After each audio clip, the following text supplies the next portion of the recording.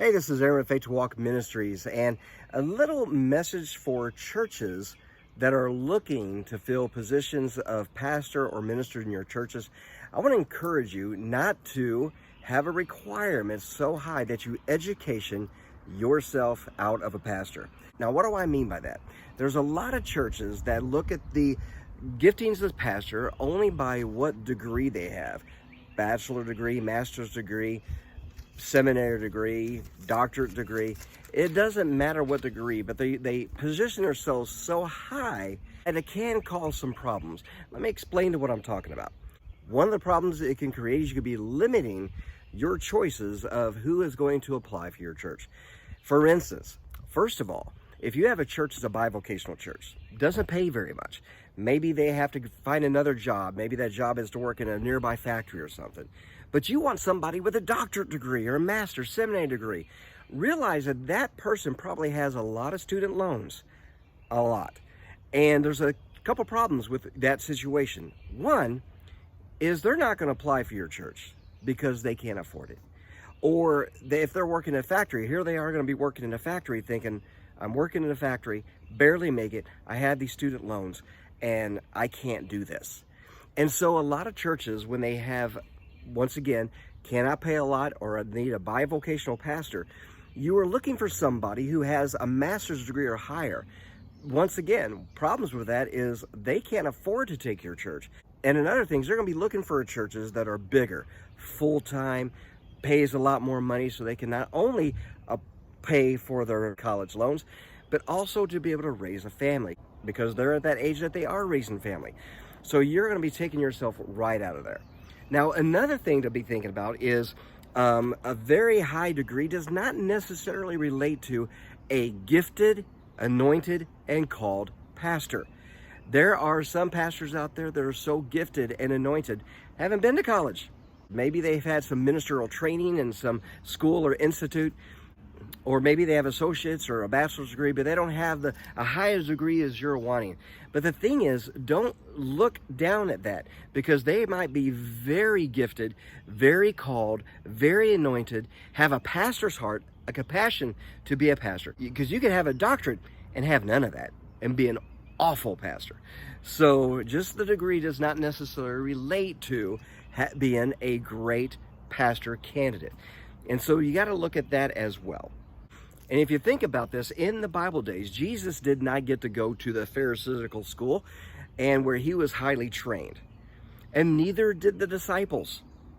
In fact, in most churches, Jesus Christ himself would not qualify to pastor your churches. It's important to think about that because if Jesus Christ couldn't pastor your churches because he didn't have enough qualifications, there may be something wrong with their qualifications.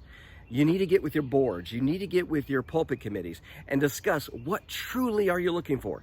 Is it just the degree? Or is it with everything with the degree? But if you want everything with the degree, you need to have in your interview process some good questions to find out their heart, to find out their compassion, their pastoral call to the ministry. You need to know this information more than what degree did you have. Unfortunately, we can have highly educated idiots out there. It's true.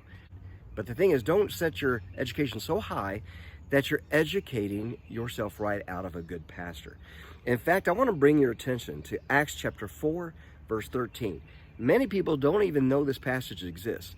And it's important because, once again, there's a meme out there where Jesus is sitting with his disciples and he says, sorry guys, you don't have a Bible college degree. I cannot use you.